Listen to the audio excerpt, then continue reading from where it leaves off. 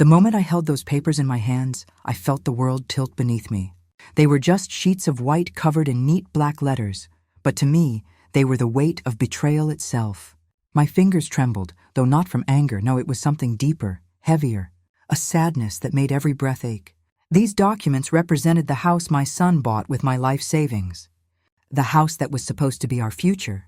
The kitchen was quiet except for the faint hum of the refrigerator and the muffled sound of my son's voice drifting through the crack of my half-open bedroom door. I didn't mean to eavesdrop. I was just frozen there, clutching those papers, when his laughter spilled into the air, the same boyish laugh that once made my heart burst with pride. But this time, it felt sharp, foreign. Yeah, baby, everything's all set. The papers came in today. The house is officially ours, he said, voice full of excitement. Ours. The word should have brought joy. Instead, it stung. He continued talking to his wife, planning their future with such ease. Your mama's gonna love it, Keisha. She'll finally have her own room overlooking the garden, just like she wanted. I froze. Her mama, not me. Miss Cynthia, the woman who'd raised Keisha, would be the one enjoying that room I had dreamed about. My own place in that house had vanished into thin air. I whispered my son's name softly. Jamal, though I knew he couldn't hear me. Then came the words that shattered what was left of my illusions.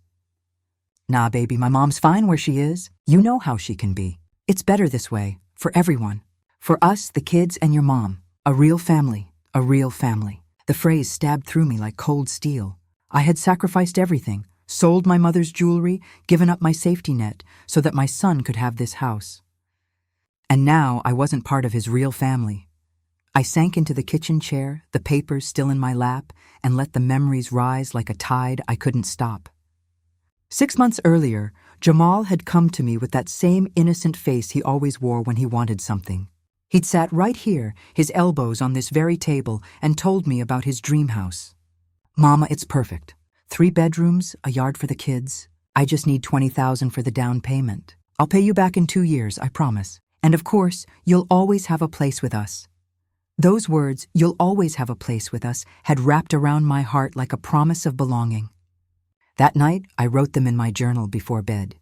I couldn't sleep, imagining myself surrounded by my grandchildren's laughter, the warmth of family dinners, the smell of turkey on Christmas morning. I thought my years of loneliness were finally over. Now, standing in the kitchen, I could hear Keisha's voice from the phone, sharp and certain. Jamal, did you tell your mom about the plans yet? What plans? He asked. That she's not moving in with us. You know, my mom needs her peace. Your mom can be hard to live with. Hard to live with. I wanted to laugh at the absurdity. I had spent 69 years keeping to myself, raising Jamal single-handedly after his father walked away, working double shifts so he could have an education. I'd never been hard to live with, just easy to forget. Their conversation went on, a casual dismantling of my dreams. They spoke of me as if I were a child, someone to manage rather than include. When they finally hung up, I stood at the window and watched the rain slide down the glass like tears I refused to shed. For 25 years I'd worked in the same dull office, saving every penny, denying myself little pleasures. My reward? To be told I needed something more affordable, as though love itself were too expensive for me now. I heard Jamal's footsteps approaching and hurried to sit down, pretending to study the electric bill. When he entered, his smile was easy, affectionate, so painfully normal. Hey, Mama, how you doing? I'm fine, son, I replied, forcing a calm voice. Are the papers for the house all set? Yeah, everything's in order. We'll be moving soon. Starting a new chapter. A new chapter. One where I was written out entirely. That's good, son, I said softly. I'm happy for you. He leaned down and kissed my forehead, the same tender gesture that once meant love. Now it felt hollow, a ritual without meaning. Thanks for everything, Mama. You know none of this would have been possible without you. Without me, I thought bitterly. But also without me in the future, when he left, I sat there alone, staring at the papers that confirmed what I already knew. My son owned a $150,000 home, made possible by the $20,000 I'd given him. And yet, there would be no place for me inside its walls. I folded the papers carefully and slipped them into the drawer beside the unpaid bills and old prescriptions. It felt fitting, my dignity filed away with the rest of life's leftovers. But something inside me shifted then, something clear and cold, like the rain outside. For the first time in years, I didn't feel like crying. I felt like acting. That night, sleep wouldn't come. My mind replayed every missed sign, every ignored warning. The times Jamal borrowed money and never repaid it. The moments Keisha treated me like a guest in their lives. I had excused it all as family dynamics. But the truth was simpler. They took and I gave, and I called it love.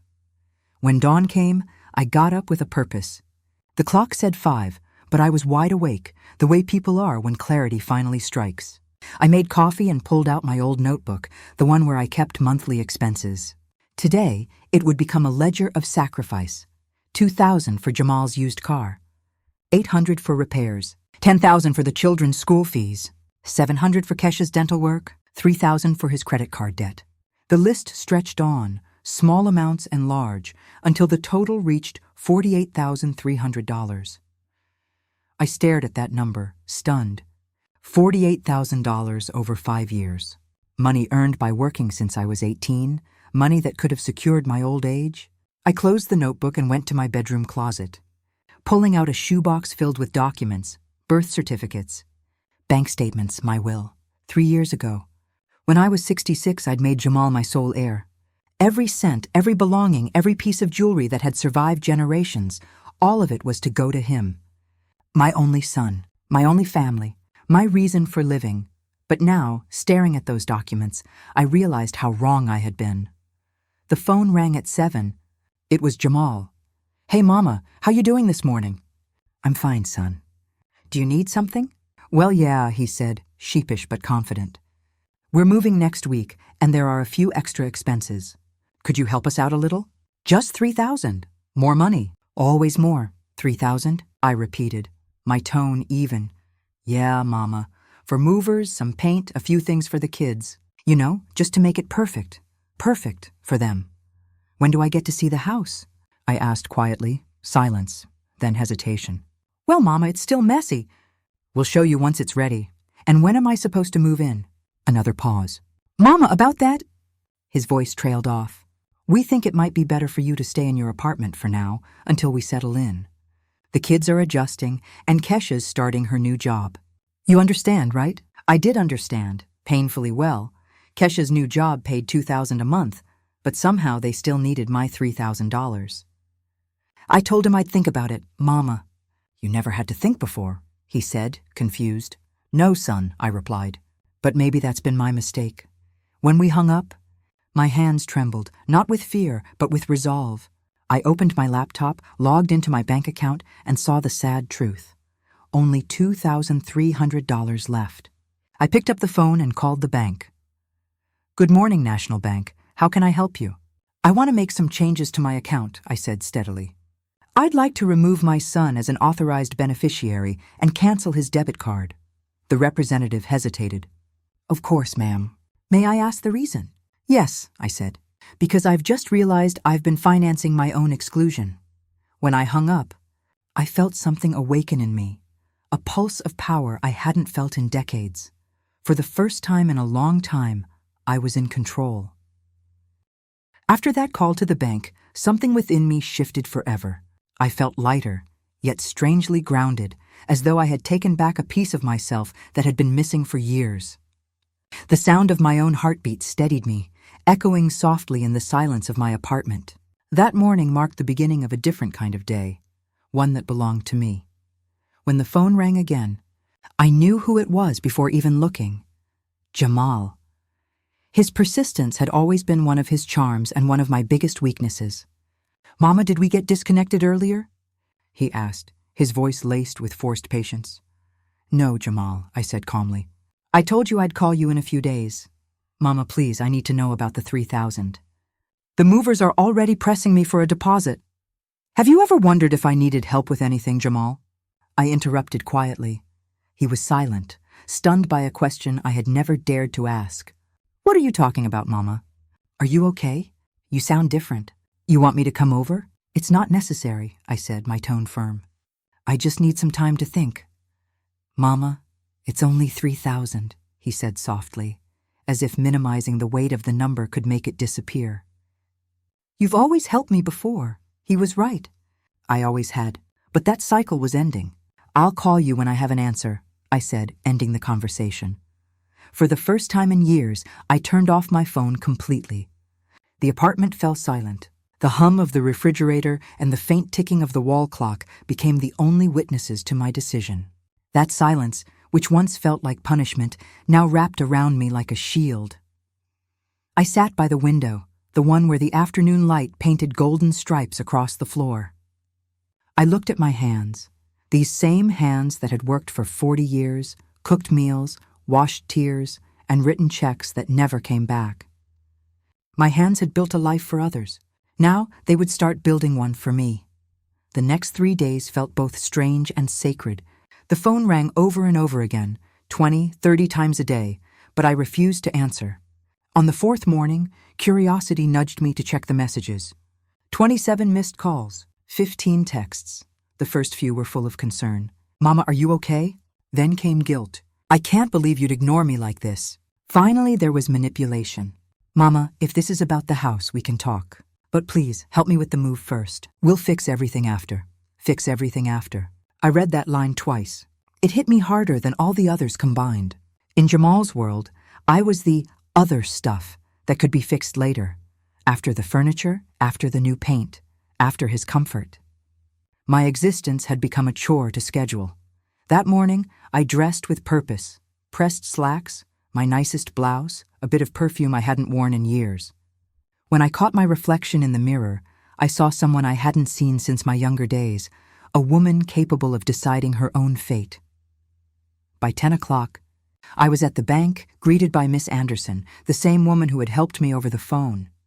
Her smile was polite, professional, but when our eyes met, she seemed to understand more than I said. "Good morning, Miss Jones," she greeted. "How are you feeling after the changes we made?" "Better," I answered simply. "I'd like to make a few more." "Of course," she said, guiding me to her desk. "I want to open a new savings account, separate from my current one. I'll transfer $10,000 into it." Her eyebrows lifted slightly, but she didn't ask questions. "Would you like this account to have its own statements and debit card?"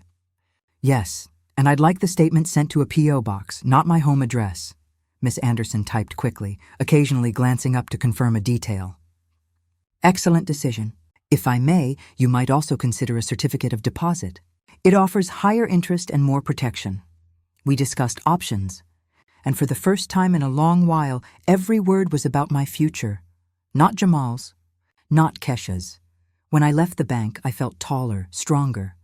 $10,000 now existed in a place only I could touch. My next stop was the law office the bank had recommended. The sign outside read Michael Carter, attorney at law. Inside, the space was small but tidy.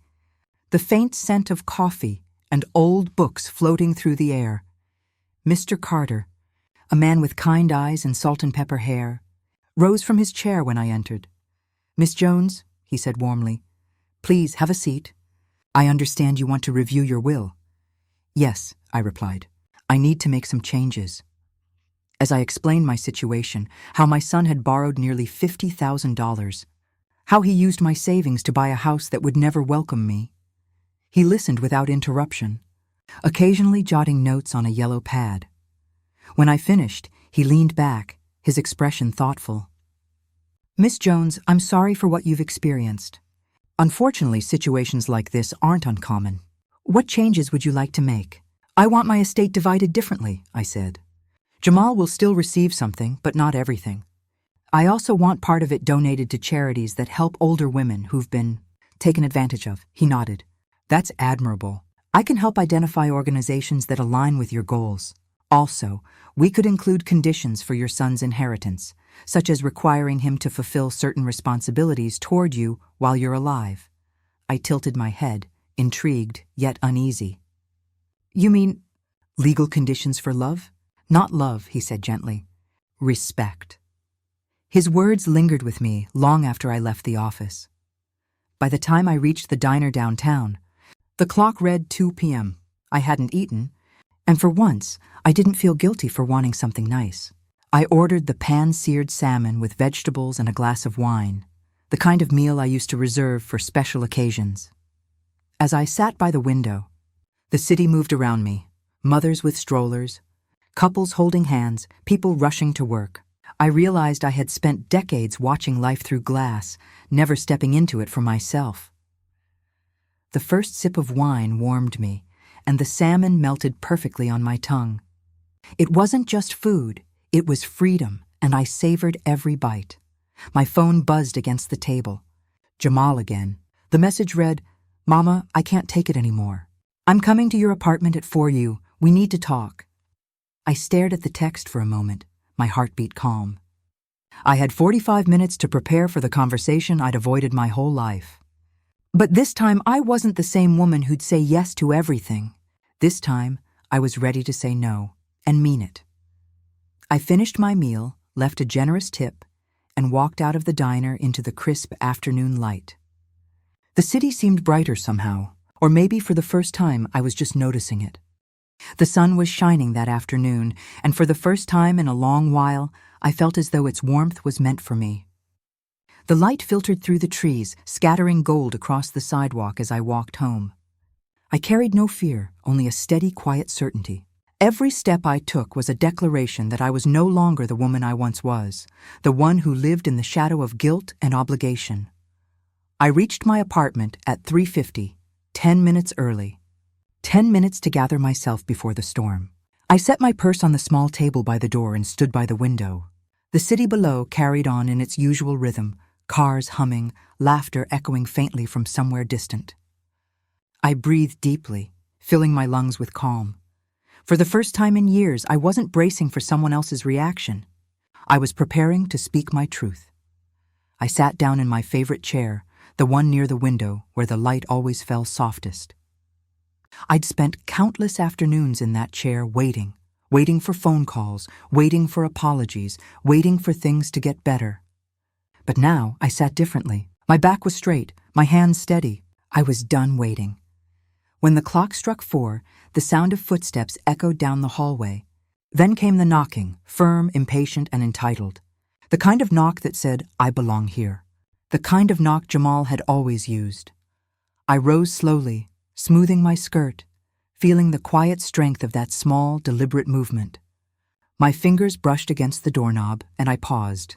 I whispered to myself, "This is my home. This is my money. This is my life.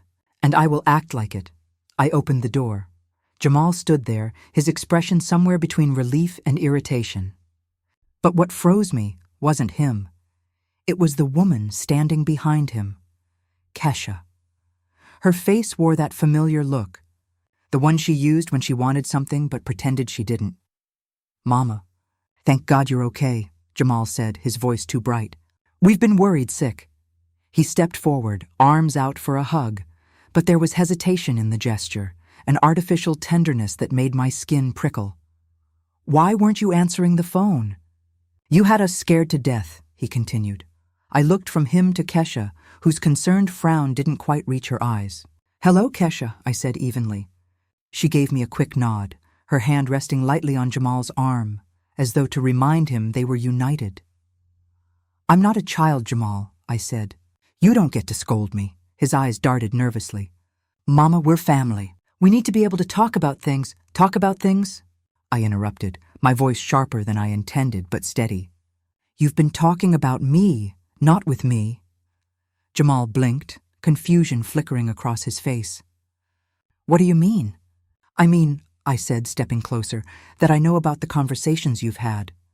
How you told people I was hard to live with. How you said you'd move me into a cheaper apartment. How you've been using the money I gave you for your real family." Kesha's mouth opened slightly, color draining from her face. Jamal's expression hardened, guilt creeping in like a shadow. "That's not what happened," he said quickly. "We were just what?" I demanded. "Planning how to use me and then toss me aside? Did you think I wouldn't notice?" He looked stricken. "Mama, please, it's not like that." "We, Kesha and I, we made mistakes. We were just trying to do what's best for everyone." I laughed softly, the sound surprising even me. Best for everyone but me, you mean? Kesha finally spoke, her voice smooth but trembling. Mrs. Jones, we didn't mean to upset you. We love you. We just thought maybe a smaller place would be easier for you. Easier for me? I repeated. Or cheaper for you? The silence that followed was deafening. Jamal's shoulders sagged, and Kesha looked at the floor. Do you know how much I've given you, Jamal? I asked quietly. Do you even remember?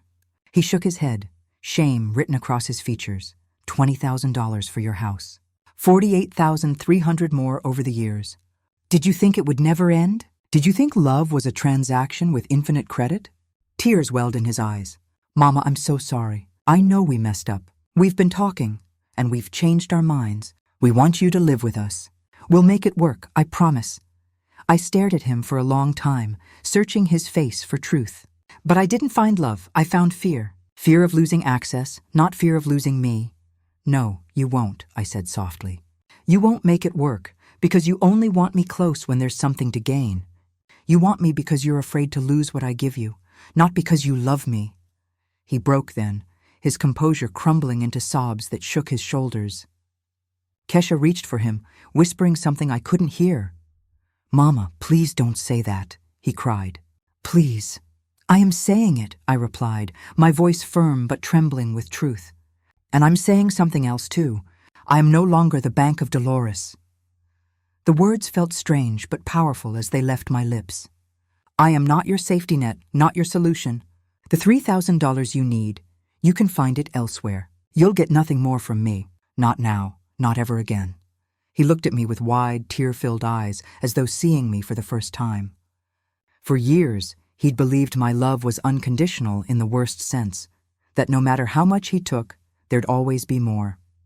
But now, he was realizing that wells can run dry. I need you to leave, I said. Mama, please, let's talk, he pleaded. We have talked, Jamal, I said. For 69 years we've talked. And now I'm done. For a long moment he didn't move.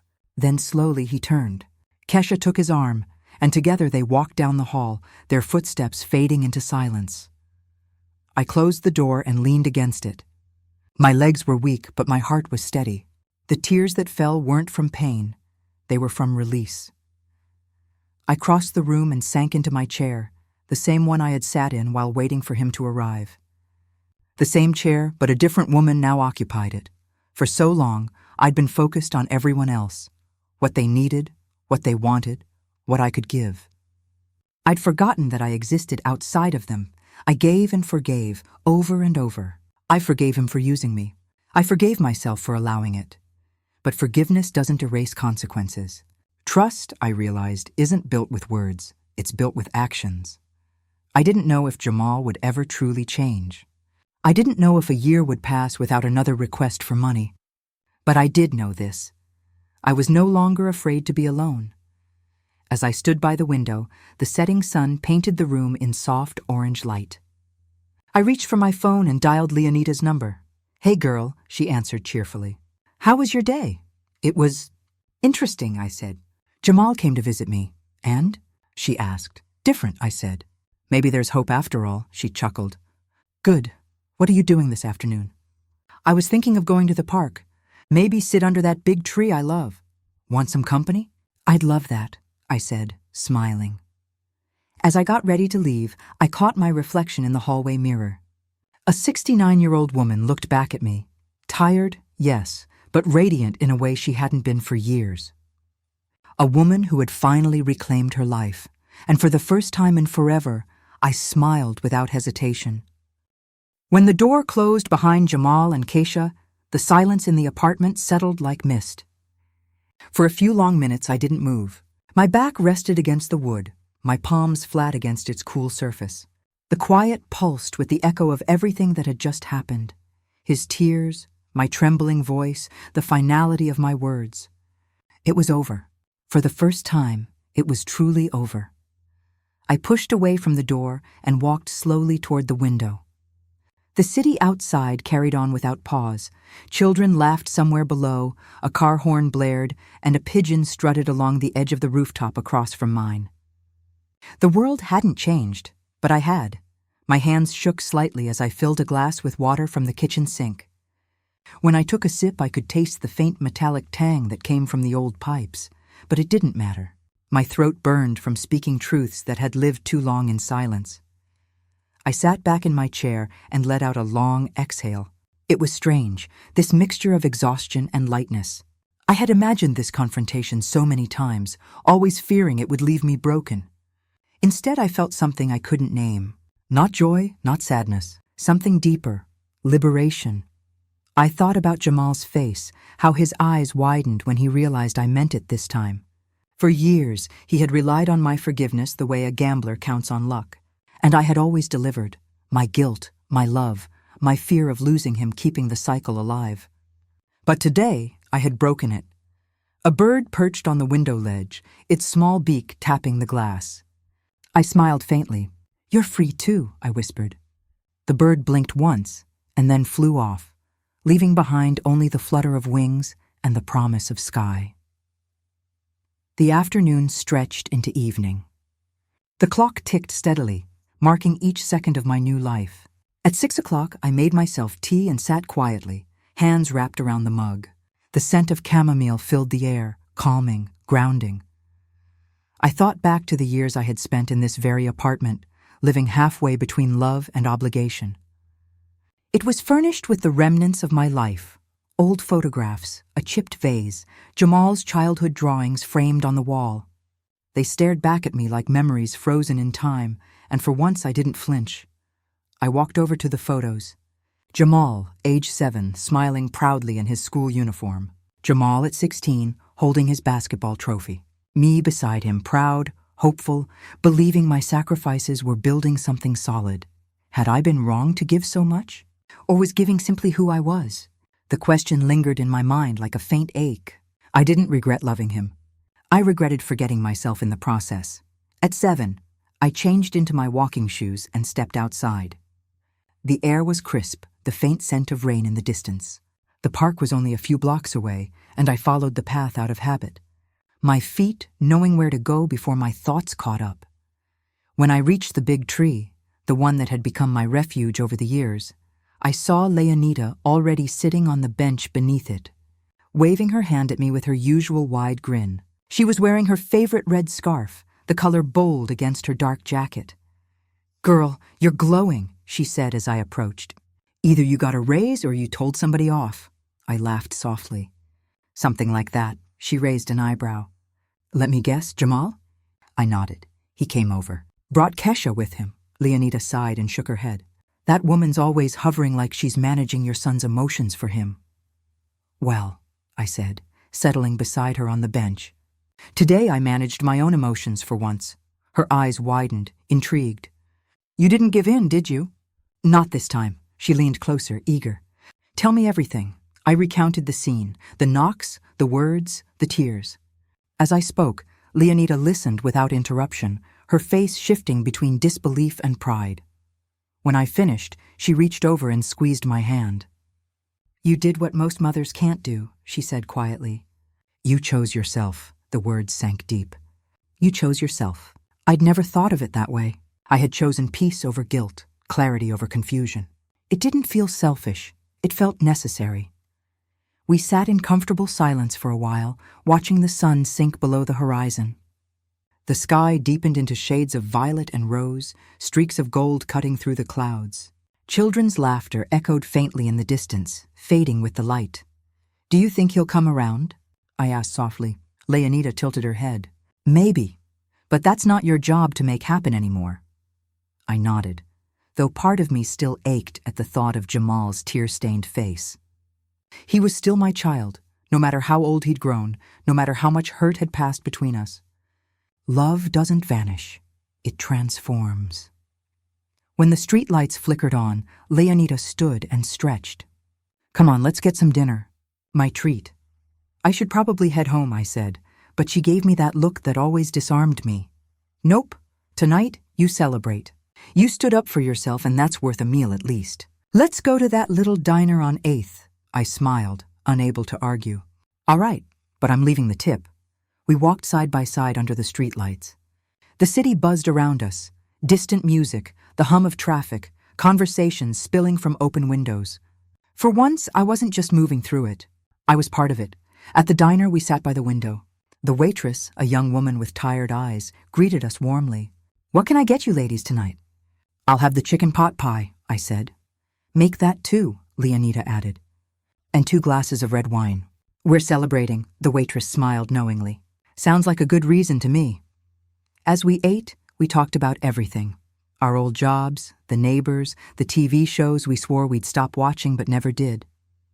The laughter came easy, unforced. I hadn't realized how long it had been since I'd felt that simple joy of companionship without responsibility. By the time we finished, it was late. Leonida insisted on walking me home. When we reached my building, she hugged me tightly. "I'm proud of you," she said. "You took your life back today." Her words stayed with me as I climbed the stairs. Inside my apartment, the air felt lighter somehow. The same walls, the same furniture, but everything seemed to hum with a quiet peace. Before bed, I stood by the window one last time. The city lights twinkled against the dark sky, reflections shimmering in the glass. For so long, I had been afraid of this solitude, but tonight, it didn't feel like emptiness. It felt like freedom. I turned off the lights and whispered into the darkness, "This time, I choose me." And for the first night in years, I slept soundly. The next morning, sunlight streamed through my curtains, soft and golden, like an invitation. For the first time in what felt like a lifetime, I woke up without the weight of someone else's needs pressing against my chest. No phone vibrating beside the bed. No anxious thought about what Jamal might ask for next. Just quiet. I lay there for a moment, letting the stillness seep into me. The apartment was filled with the faint hum of the refrigerator, the ticking of the wall clock, and the distant sound of birds perched on the windowsill. It felt like the world had paused, just for me. When I finally got up, I brewed a pot of coffee, the familiar scent curling through the kitchen like comfort itself.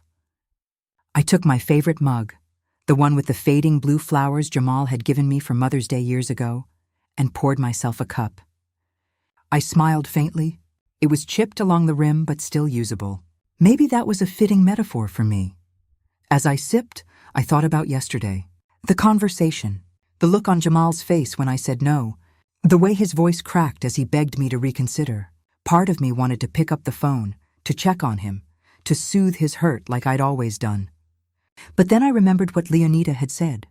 "You chose yourself." I wasn't about to undo that in less than 24 hours. I sat at the kitchen table and opened my notebook, the same one where I'd written down every dollar I'd given him. But this time I turned to a blank page. At the top I wrote, "Things I want for myself." The pen hovered for a moment before moving. The first thing that came to mind wasn't anything grand. Buy a new pair of walking shoes, then take a trip to the seaside.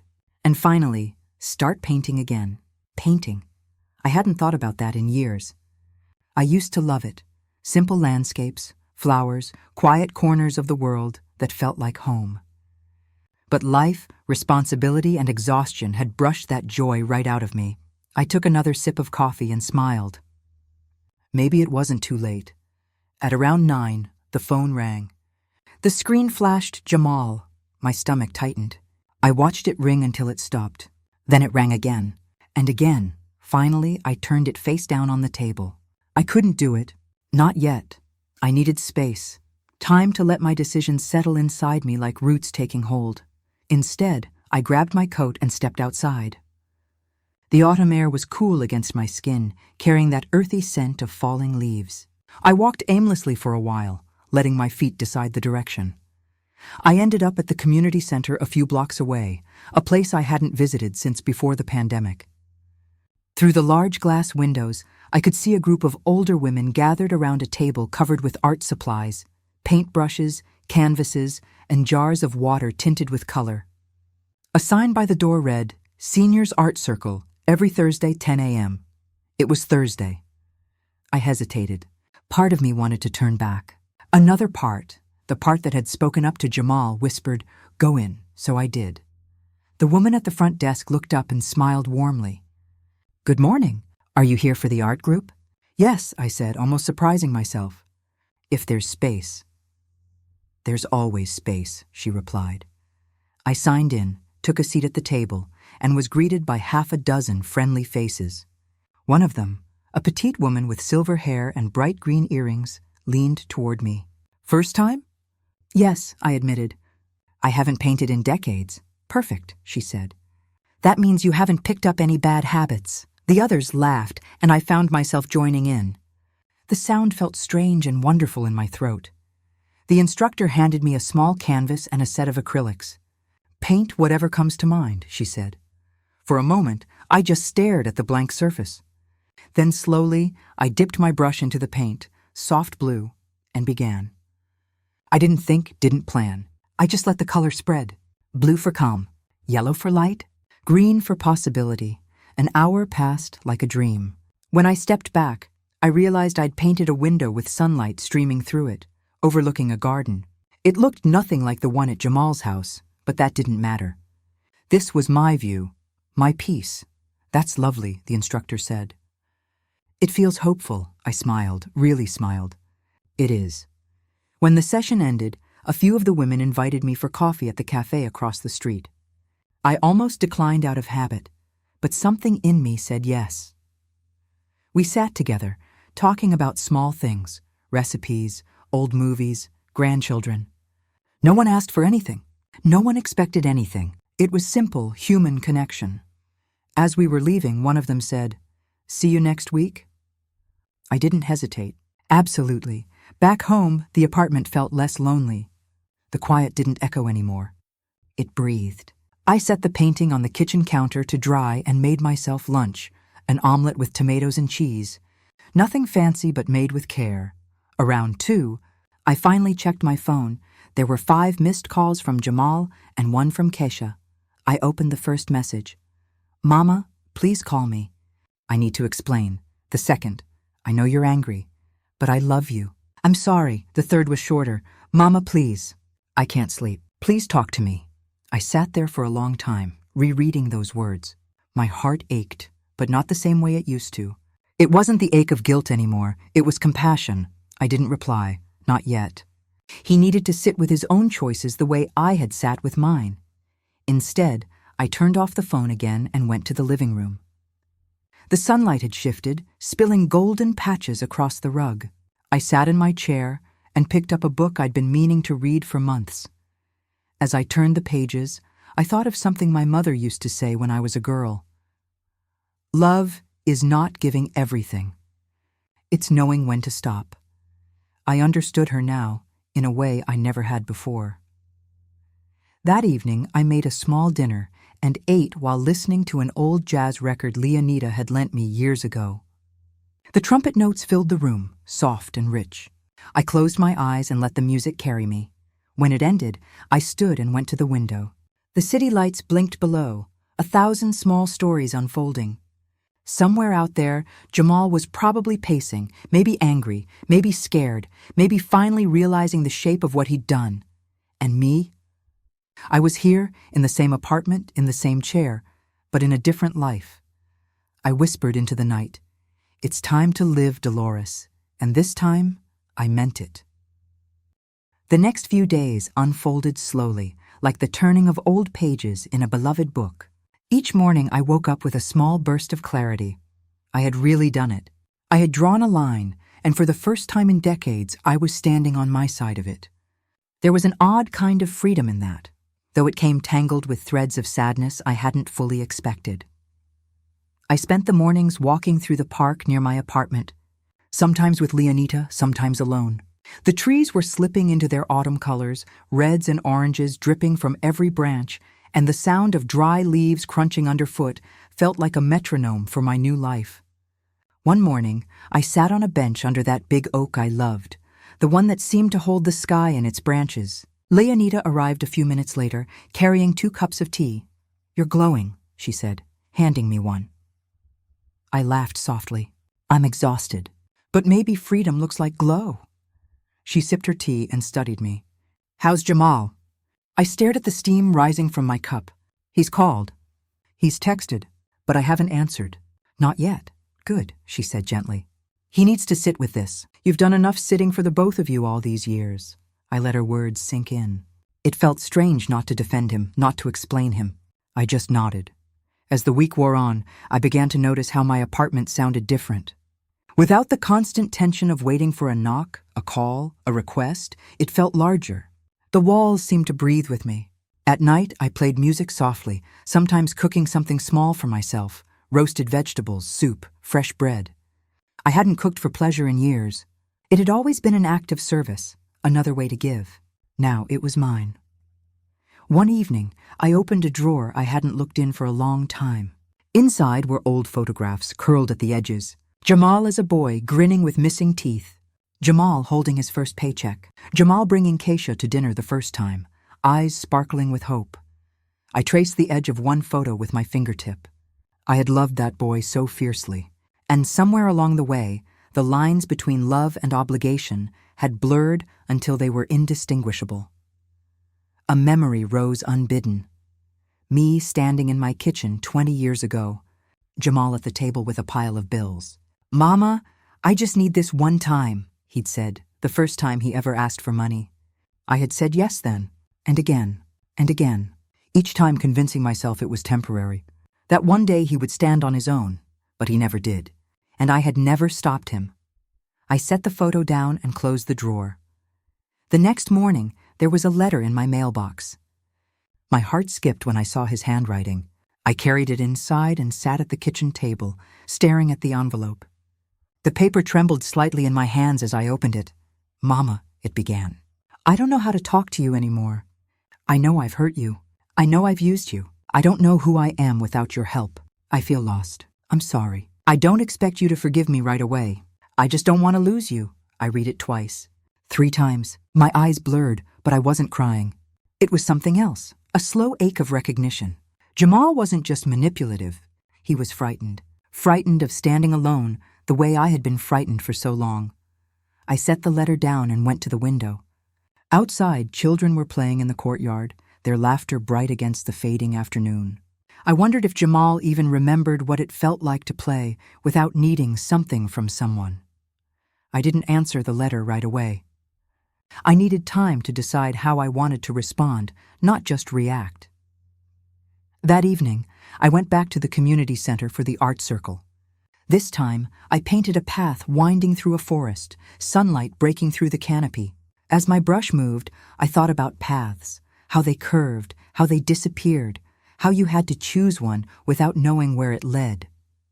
The instructor passed by and paused to look at my canvas. "This feels like movement," she said. "Like someone's going somewhere," I smiled faintly. "Maybe they are." After class, the silver-haired woman with the green earrings, her name was Norma, walked with me to the bus stop. "You seem lighter," she said. "I think I am," I replied. "But it's not easy." "It's not supposed to be," she said. "It's supposed to be real." Her words stayed with me all the way home. That night, before bed, I took out my journal and wrote a letter I didn't plan to send. It began, "Dear Jamal," and it wasn't angry. It wasn't even sad. It was honest. I wrote about my exhaustion, my love, my boundaries. I wrote about how I had given more than I had to give and how I was choosing to live now. When I was finished, the pages were wet where my hand had rested. I closed the journal and placed it on the nightstand. Outside, the city hummed with distant traffic. Inside, the quiet held me like a blanket. Lying there in the dark, I thought of something I'd painted years ago, a small boat on a vast lake. I'd painted it as a symbol of loneliness back then, but now, in my mind's eye, I saw that boat differently. Not as loneliness, as freedom. The next morning, I woke up to sunlight again. The same golden glow, the same small burst of clarity. My first thought wasn't about Jamal, it was about my own day, my own life, and for the first time that felt natural. A week passed before I finally gathered the courage to call Jamal. His letter had softened something inside me, but I needed time to make sure I was ready. I didn't want to be pulled back into the old dance where guilt led and I followed. I wanted my words to come from steadiness, not fear. The morning I decided to call, I stood by the window, phone in hand, watching clouds drift lazily across a pale sky. The world looked peaceful, ordinary, and for once, so did my life. My heart, though, it drummed a little faster with each second. When Jamal answered, his voice cracked. "Mama?" "Hello, Jamal," I said, keeping my tone even. There was a pause, filled with unspoken years. "I didn't think you'd call." "I know," I replied. "But I read your letter." He exhaled sharply, a sound that was part relief, part sorrow. "Mama, I'm so sorry. I don't even know where to start." "Start with honesty," I said. "Not promises, just truth." He was quiet for a long moment. Then I messed up. "I used you. I took advantage. I told myself it was okay because you were my mother and you'd always be there. But I see now that I made you small in my mind so I could keep taking. You didn't deserve that." His words caught me off guard. They weren't rehearsed, not polished. They felt real.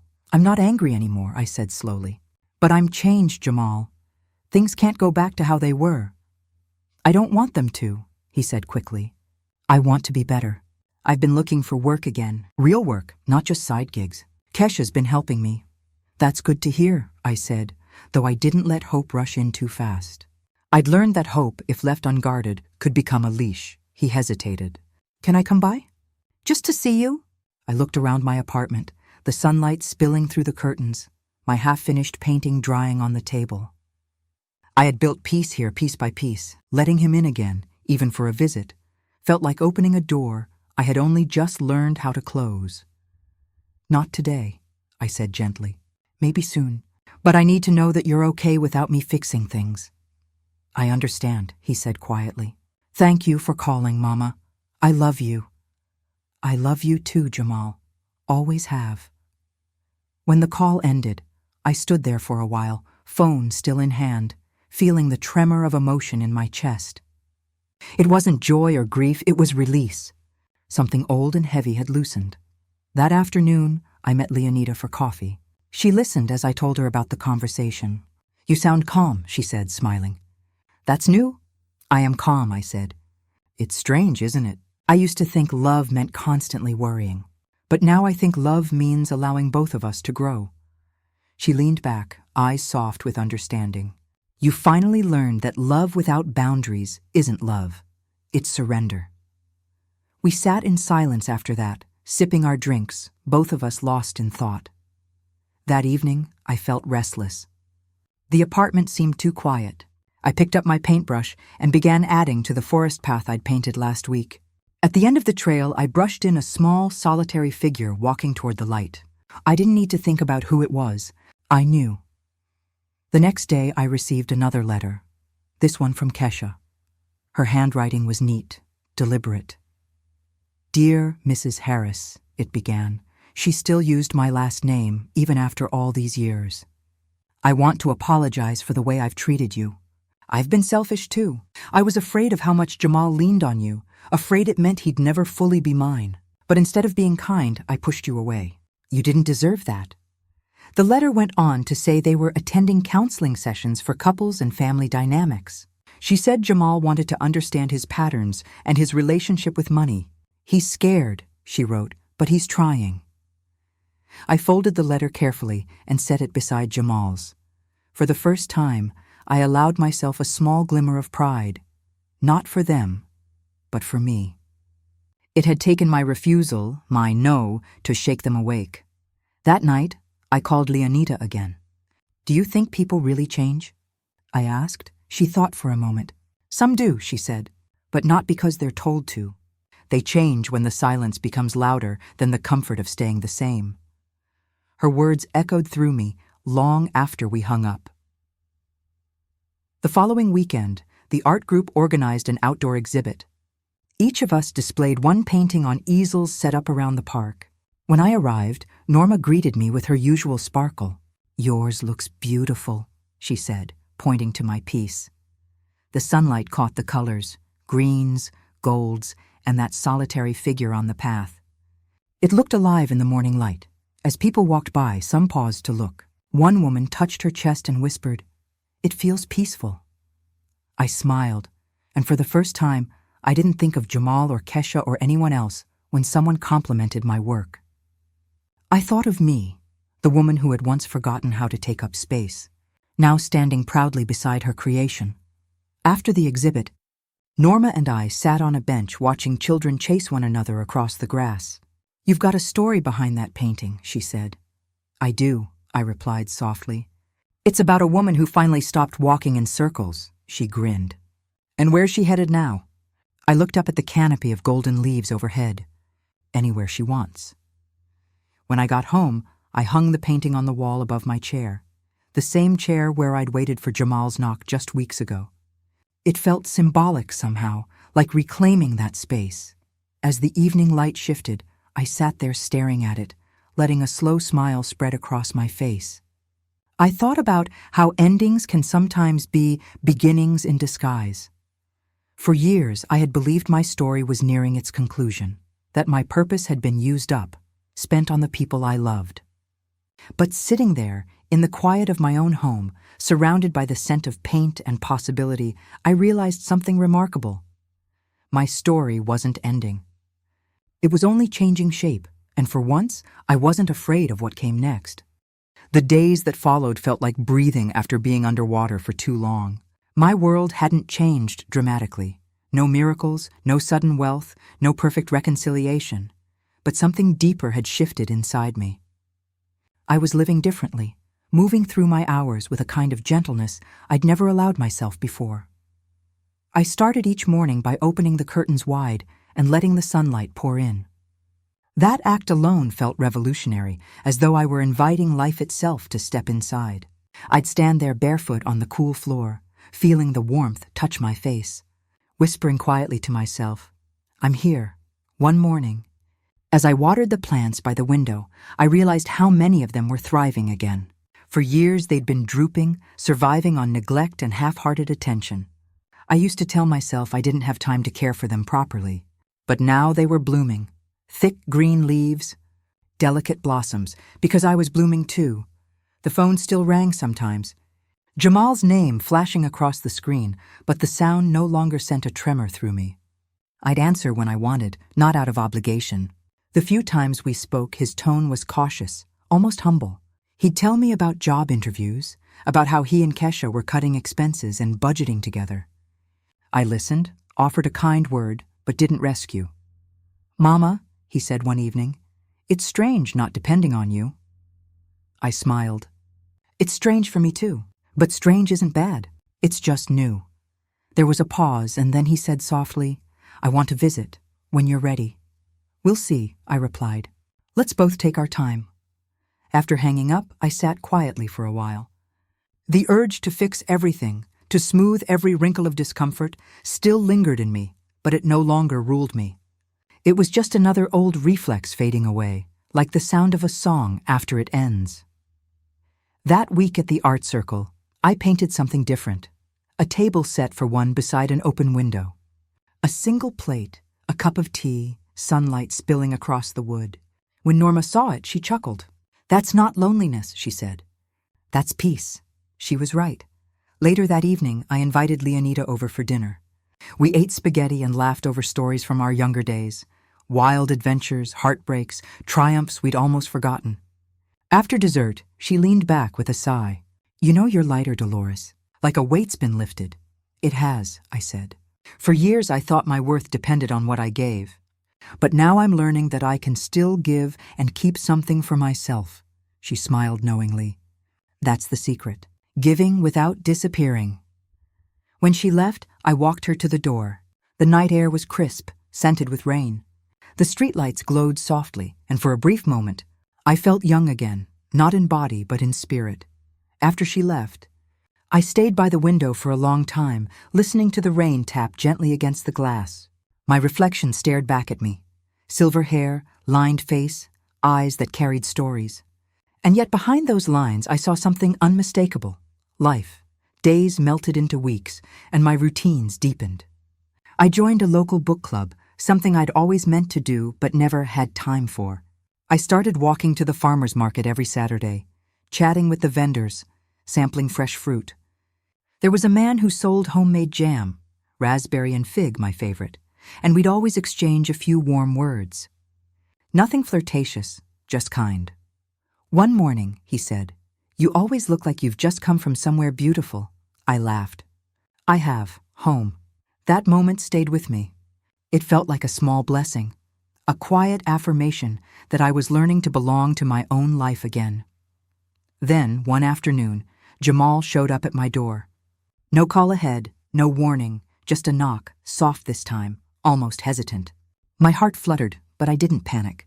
I opened the door to find him standing there, hands stuffed in his pockets, looking older, wearier, but clearer somehow. "Hi, Mama," he said. "Hi, Jamal." He looked around awkwardly. "Can I come in?" I hesitated. Then I nodded, for a few minutes. He stepped inside and glanced around, taking in the new painting, the rearranged furniture, the air of calm that had settled in. "You've changed things," he said. "I have. It feels different."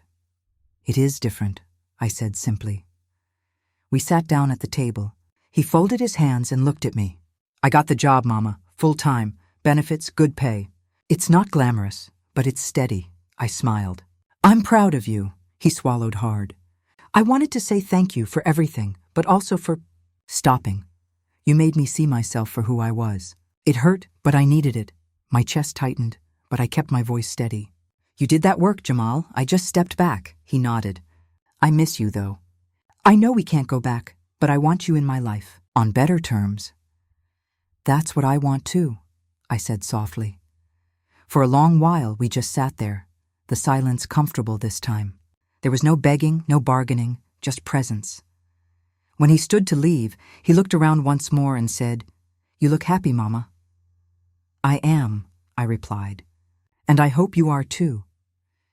After he left, I stood by the door, the same place where I had once leaned trembling after telling him to go. Only this time my legs didn't shake. My heart didn't ache. It pulsed steady, strong. As evening fell, I lit a candle and let its small flame dance across the room. I thought about how the past used to define me, how my love was tangled with guilt, my generosity mistaken for duty. Now I understood that love could exist without sacrifice, that peace didn't have to mean loneliness. Outside, the city shimmered beneath the soft glow of streetlights. I whispered to the quiet, "I'm still here." And the silence that answered back didn't feel empty anymore. It felt full, like the breath between heartbeats, alive with the sound of becoming. In the weeks that followed Jamal's visit, life settled into a rhythm that felt almost like music. Not loud or dramatic, just steady, tender, human. The kind of melody you hum without realizing it. I found myself smiling at small things. The smell of fresh coffee in the morning. The way sunlight pooled on my kitchen table. The laughter of children playing in the courtyard below my window. There was a new calmness in me, but also a strange kind of power. Not the loud kind people use to control others, but the quiet kind that comes from knowing your own boundaries. I'd spent most of my life mistaking self-sacrifice for love and dependence for closeness. Now, for the first time, I could see how much of my own life I'd traded away in the name of devotion. I began writing again, not just in my expense notebook, but in a real journal, the same one I had abandoned years ago. Each night before bed, I'd write about my day, about what I'd learned, about the small acts of courage that used to go unnoticed, saying no without guilt, making decisions without apology, choosing peace without permission. Some nights I'd write letters I never intended to send, to my younger self, to my late mother, even to the man who had left me when Jamal was a baby. I didn't write to blame or to dwell, but to understand, to finally see the thread that connected all those versions of me, the girl who dreamed, the mother who struggled, the woman who finally reclaimed her own name. One letter began, "Dear Dolores, you were always enough," I cried as I wrote that. Not the helpless tears of old pain, but tears that washed something clean inside me. One afternoon, Leonida stopped by with a flyer for a community event, a storytelling night at the local library. "You should come," she said. "They're looking for people to share personal stories. It could be healing. Me? What would I even talk about?" She smiled knowingly. "Maybe about a woman who found her voice after losing everything but herself." I laughed. That sounds suspiciously familiar. That evening, after much hesitation, I decided to go. The library's small auditorium was packed with people of all ages, Students, retirees, couples, widows, young parents. I sat in the back, thinking I'd just listen. But halfway through the event, when they asked for volunteers from the audience, something in me stirred. My hands shook as I raised them, but I stood up anyway. The host handed me the microphone, and I felt the weight of all my years, all my silences. "My name is Dolores," I began. "I'm 69 years old. And this year, I learned that sometimes love can blind us to the truth, that giving can become a way of disappearing." A hush fell over the room. I told them, briefly but honestly, about my son, about the money, about the betrayal that shattered me, and the decision that rebuilt me. I didn't name names.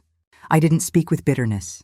I just told the truth, as if I were finally exhaling after decades of holding my breath. When I finished, the room was silent for a heartbeat, and then came the applause. Real warm human applause. Not pity, not sympathy, respect. Afterward, a woman about my age approached me with tears in her eyes. "I've been living something similar," she said softly.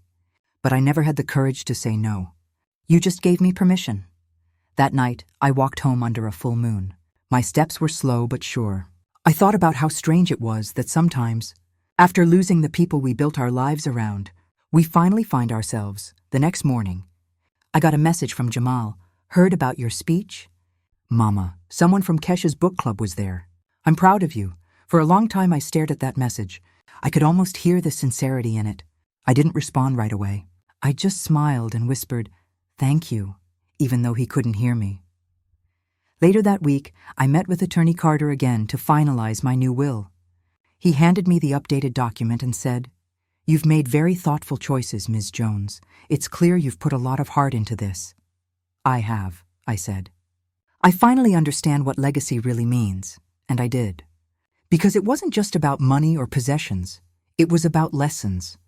About leaving behind the truth that no one should have to buy their place in someone else's life. I decided to leave part of my estate to a foundation for older women who've been financially exploited by family. I called it the Second Sunrise Fund. It felt poetic, fitting. When the paperwork was done, Carter shook my hand.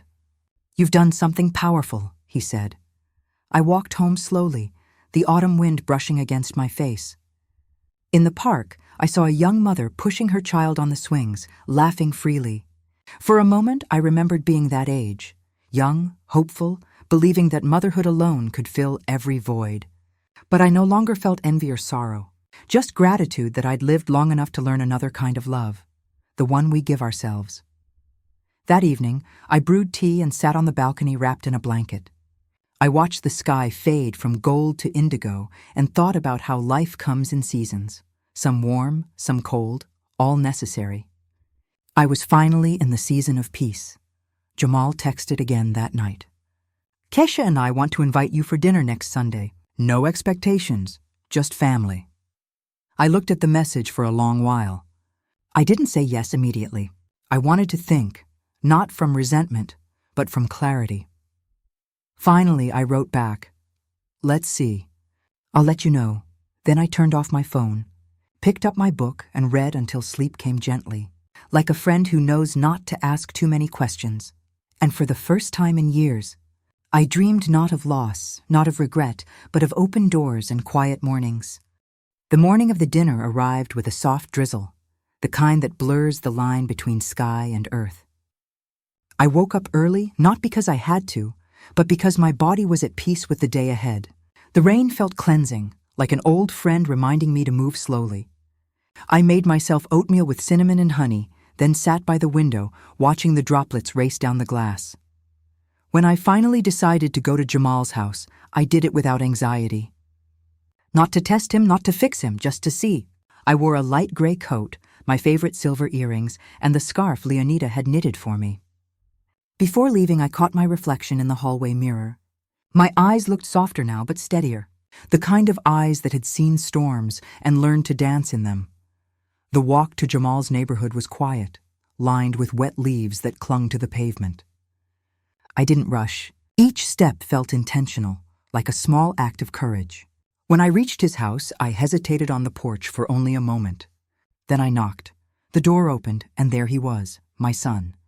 His face looked thinner, more tired, but also more open than I remembered. Kesha stood behind him, holding a towel to dry her hands. The smell of roasted chicken filled the air, warm and familiar. "Mama," Jamal said softly. "You came." "I said I'd think about it," I replied. "And I thought about it." He smiled, just a little. "I'm glad you did." Inside, the house looked different. Not richer or poorer, just lived in. There were photos on the wall, toys on the floor, dishes drying by the sink. For once, I didn't feel like a visitor in someone else's life. I felt like an observer of my own creation, seeing how far we had all come.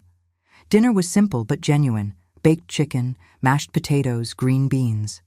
Conversation came slowly, like a shy animal peeking out from behind a bush. We talked about neutral things first: the weather, the neighbors, the church bake sale. But then Jamal looked at me, and his eyes filled with something I hadn't seen in years: remorse, real and unguarded. "Mama," he began, his voice trembling. "I know words don't fix things, but I want to tell you something. I've been going to therapy. We both have. And I've been learning about boundaries, about how I hurt you without even realizing how deep it went. I was selfish. I thought love meant you'd always be there, no matter what I took.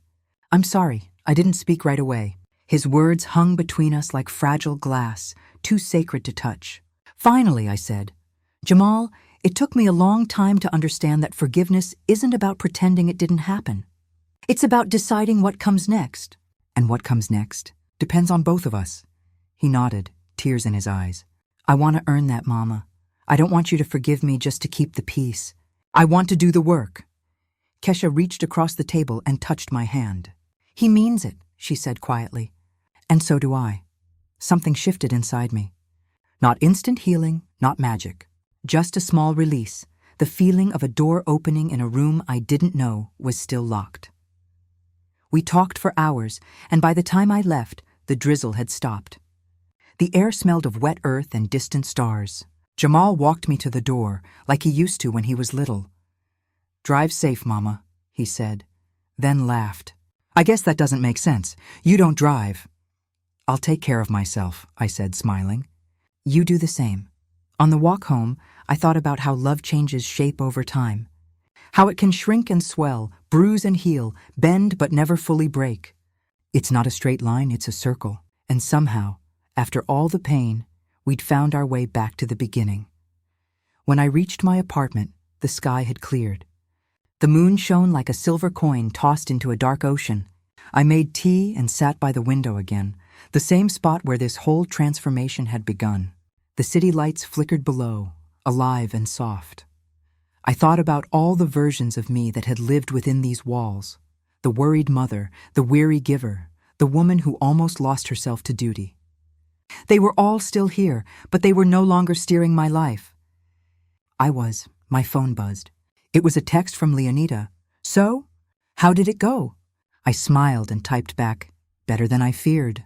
Softer than I hoped. Real." She sent back a heart emoji and wrote, "You've come full circle, my friend." And maybe I had.